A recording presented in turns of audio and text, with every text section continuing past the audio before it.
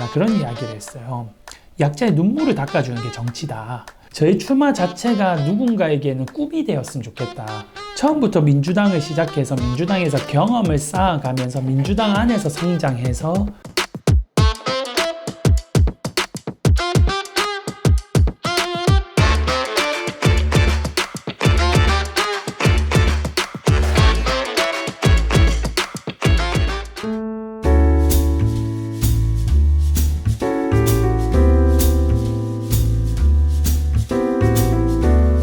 뭐 청년들이 많이 도전하는 건 무조건 좋죠. 예. 뭐 이게 이제 정당마다 나이의 기준 좀 차이가 있지만 민주당 같은 경우에 만 45세 이하거든요. 그래서 만 45세 이하의 청년들은 지방선거를 포함해서 출마가 꽤 많은 편이에요. 그래서 결코 작은 숫자는 아니지만 뭐 물론 이제 사회적 그 비율에 비하면 한 만 45세 이하 기준으로 20세부터 45세까지 하면 대한민국에 한 30% 정도 되거든요. 그 숫자에는 많이 부족하지만 어쨌든 청년들이 많이 출마합니다. 근데 20대로 묶거나 30대 초반, 예를 들어 만 34세나 35세 정도로 끊으면 그 숫자가 너무나도 많이 현격하게 줄어들어요. 특히 이번 총선에 지역구에 253개 지역구가 있는데 민주당만 국한해서 봐도 30대 후보가 거의 없어요. 제가 알기로는 전국적으로 예비 후보자와 출마 예정자들까지 다 합쳐도 34세 이하, 만 34세 이하가 10명도 채 안 되는 걸로 알거든요. 여기에 이제 당선 안정권으로 보면 거의 제로에 가깝습니다. 그러니까 여전히 대한민국에서 특히 민주당은 그나마 청년들에게 기회를 오랫동안 줬던 정당임에도 불구하고 여전히 그 숫자는 너무나도 작다. 그리고 단순히 청년 전체로 묶을 게 아니라 세대별로 조금 더 쪼개서 보면 문턱이 확실히 높다는 게 보여지고요. 특히 청년 여성들이 더 이 문턱이 되게 어려운 구조로 되어 있습니다. 그래서 저뿐만 아니라 많은 동료들이 함께 출마를 좀 많이 했으면 좋겠고 출마해서 그치는 게 아니라 당선이 많이 됐으면 좋겠어요. 특히 지난 지방선거 기준으로 보면 정확한 숫자는 따로 확인을 한번 해보셨으면 좋겠는데 단체장 선거에 제가 경남도지사 선거에 나왔거든요. 단체장 선거에 60명 정도가 뛰었던 걸로 알아요. 지방자치단체가 240개 정도 되거든요. 기초가 220개, 17개 강력시도까지 해서 240개 정도가 되는데 이 중에 60개 지역에 이제 기초단체장 선거에 뛰었지만 공천받은 숫자가 18명인가 그렇고요. 당선자는 제로입니다. 뭐 이런 것만 봐도 청년들에게 정치는 여전히 문턱이 높고 하지만 그 문턱을 뚫기 위해서는 어렵더라도 많은 출마자들이 출마해야 되고 꼭 민주당만 국한된 이야기는 아니죠.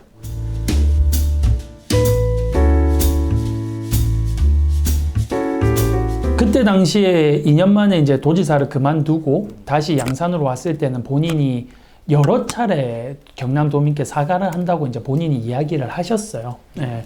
그리고 이제 양산에 오셔가지고 이미 재선에 당선됐고 이제 3선에 도전하고 계시는 그런 상황인데 김두관 의원이 양산 시민들에게 양산이 결코 쉬운 지역이 아닙니다. 네.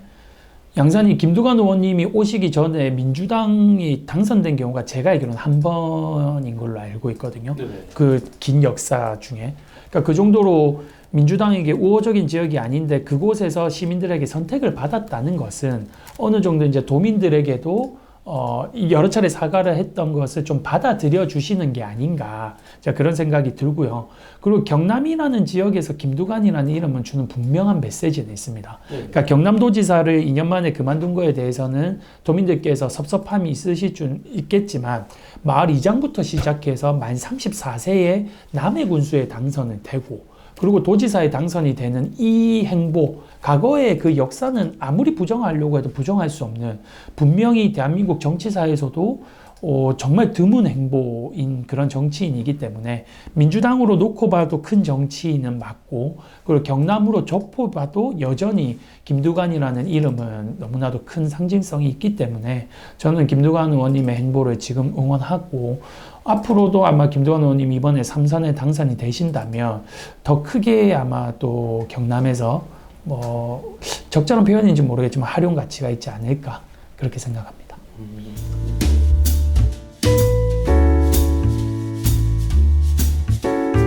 제가 2018년도 선거를 준비하면서 2017년 말부터 썼던 단어인데 젊은 파란 신상훈 요걸 이제 저희 캐치프라이즈로 이제 밀고 있고 경남도지사 출마했을 때는 저의 당선 가능성이 낮기 때문에 저의 출마 자체가 누군가에게는 꿈이 되었으면 좋겠다. 그러니까 정치인 입장에서는 가장 큰 도전이잖아요. 제가 만 40세가 안 넘기 때문에 대통령 선거는 나갈 수는 없으니까 광역단체장 선거 나가는 게 가장 큰 꿈에 도전하는 거거든요. 그러니까 저를 보고 다른 청년들이 자신이 꿈꾸고 있는 꿈을 마음껏 도전할 수 있는 기회를 얻었으면 좋겠다 해서 꿈꾸는 경남도지사였습니다. 그래서 저는 그 말을 조금 바꾸면 도전. 예. 신상훈을 나타내는 또 다른 단어가 저는 도전이다. 이렇게 이야기를 많이 하거든요. 그래서 뭐 도전하는 뭐 그런 삶, 꼭 정치에 국한된 게 아니라 지금 대한민국 청년들이 안정된 직업을 계속해서 갈구하는 이유가 결국에는 불안정한 사회이기 때문에 그런 거거든요. 근데 청년들이 도전할 수 있는 기회가 많은 사회라면 그런 사회면 뭐 청년 정치 이런 게 필요하지 않는 사회가 될 거니까 도전을 좀 할 수 있는 그런 게 됐으면 좋겠고, 오늘 여기 오기 직전에 이태원 특별법 거부권 규탄 대회를 이제 갔다가 왔는데 거기서 유가족 대표가 이야기를 하셨나 그런 이야기를 했어요. 약자의 눈물을 닦아주는 게 정치다. 이런 이야기를 했는데 지금 대한민국 정치는 전혀 그러지 못하고 있기 때문에 약자의 눈물을 닦아주는 정치, 그런 정치를 앞으로 계속해서 해 나가고 싶다. 그런 생각도 오늘 했습니다.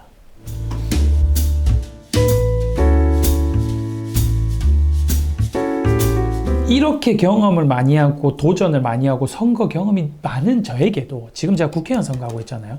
다니면 아주 많은 사람들이 그래 이번에 열심히 해서 다음에 하자. 이런 이야기를 너무나도 흔하게 해요. 예.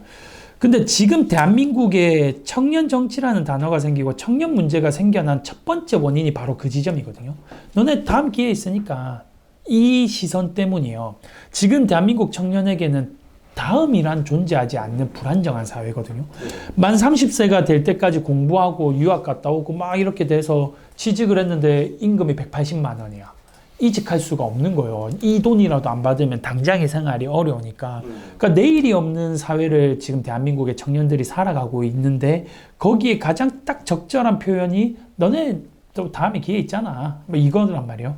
그걸 지금 청년 정치인들에게 저뿐만이 아니라 거의 대다수의 청년 정치인들이 동일한 이야기를 지역에서 듣고 계실 텐데 이 시선을 깨야 되는 게 청년 정치인들이 해야 될 일이기도 하고, 그리고 우리 유권자들께서도 지금 나와 있는 청년들이 결코 이번 도전을 뭐 자기의 이름 알리기 위해서 몸값 키우기 위해 전혀 그렇지 않습니다. 이번 선거를 치르면서도 저도 많은 비용의 돈이 발생하고 있는데 그 돈을 깨면서까지 도전할 수 있는 청년 정치인들, 집이 유복한 가정, 태어날 때부터 유복한 가정의 청년 정치인이 아니고서는 그렇게 할 수 있는 정치인은 없습니다. 다들 정말 지역 발전을 위해서, 그리고 이번 선거가 자신의 당선을 위해서, 자신의 미래를 위해서, 또 대한민국의 미래를 위해서 뛰고 있는 정말 절실한 후보들이기 때문에 내일이라는 단어는 후보자들을 보시더라도 조금은 마음속에 감춰두시고 그 후보자들의 오늘을 좀 바라봐 달라, 그런 말씀 드리고 싶습니다.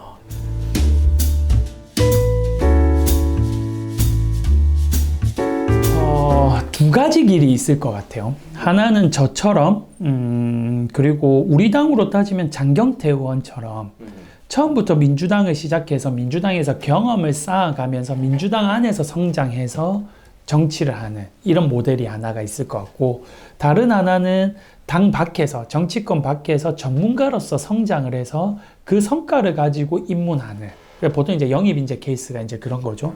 그래서 두 가지가 이제 따로 있을 것 같은데, 우리 도전하는 뭐 후배 정치인이 될 수도 있고 또래 정치인이 될 수도 있고 뭐 나이는 한두 살 많은 형님 누나 정치인들이 될 수도 있겠지만 이 두 가지 길 중에 명확한 한 가지는 좀 선택하실 필요가 있을 것 같다. 예, 그래서 당 안에서 성장하시겠다라고 하면 정말 차근차근 진짜 처음부터 막 뭐 입당한 지 뭐 한 6개월 돼가지고 선거에 바로 나가는 것도 저는 존중하지만, 그런 것보다는 뭐 캠프나 이런 데서 참여를 하면서 차근차근 정당에 대한 이해, 정치에 대한 이해, 그리고 기회 있으면 국회에서 비서나 이런 보좌진으로 일을 하면서 성장하면서 당직, 뭐 청년위원장, 대학생위원장 같은 당직을 맡으시면서 차근차근 성장해 나가시다 보면 어느 순간에는 자신이 쌓여있는 이 정치적 경험이라는 게 굉장히 커 있을 거라는 걸, 그걸 이제 좀 새겨셨으면 좋겠고, 당 밖에서 성장해서 들어오시는 분들 같은 경우에는 이왕이면 우리 세대의 문제에 대해서 고민을 좀 하셨으면 좋겠어요. 예를 들면 우리 세대는 이제 더 이상 환경 문제를 우리 다음 세대를 위한 문제 이렇게 표현할 수 없는 문제가 되어버렸잖아요. 그리고 대한민국에서는 저출생 문제라든지 지금 제 주변에만 봐도 결혼은 했는데 애는 절대 안 낳겠다라는 그런 친구 또래들이 많거든요. 그런 저출생 문제와 관련된 심도 깊은 논의라든지 뭐 연금이라든지 그리고 저는 요즘 저의 특별히 또 관심 있는 게 너무 많은 청년들이 스스로 목숨을 끊어요. 이런 자살 문제, 이런 문제들에 대해서 뭐 또 부동산 문제까지 포함이 되겠죠. 이런 문제를 조금 심도 깊게 고민을 하면서 그 분야를 대학 때부터 공부하고 대학에 졸업해서도 그와 관련된 회사에 취직을 한다거나 뭐 창업을 한다거나 아니면 시민단체나 이런 데서 정말 인정받을 수 있는 정도의 열심히 해서 경험을 쌓아서 경력을 가지고 이제 입당을 하시거나 영입 인재가 되는 경우 이렇게 이제 크게 두 가지 길이 있을 것 같은데 전자가 됐든 후자가 됐든 간에 도전을 두려워해서는 저는 아무것도 되지 않는다고 봅니다. 정치는 결국에는 뭐 쟁취하는 거거든요. 그래서 당 안에서 차근차근 성장하더라도 도전하고 나와의 경쟁 상대와 붙어야 될 때는 치열하게 붙어야 되는데 나랑 좀 이렇게 좀 안면이 받치는데 다음에 할까 이러다 보면 한도 끝 없이 양보를 해야 되는 거고 당 밖에서 성장해서 입당을 해서 이번에 정치에 뛰어들 기회가 있으시다면 그런 기회가 왔다는 것은 그 분야만큼은 그분이 정말 높게 인정을 받았다라는 이미 이제 뭐 보증수표 같은 걸 받은 분이거든요. 그렇다면 좀 가감 없이 도전을 해서 그 문제의 전문성을 가지고 국회 안에서 좀 많은 내용들을 풀어냈으면 좋겠어요. 왜냐하면 전자의 경우 당 안에서 성장했던 경우들은 아무래도 시야가 너무나도 정치적으로 갇힐 수 있는 그런 한계가 있을 수도 있거든요. 그걸 당 밖에서 들어오신 분들은 기존의 정치 틀과는 다른 우리가 처음 이준석에게 시원함을 느꼈던 이유가 바로 그런 지점이었으니까 그런 것들을 좀 고민을 하시고 도전하셨으면 좋겠습니다.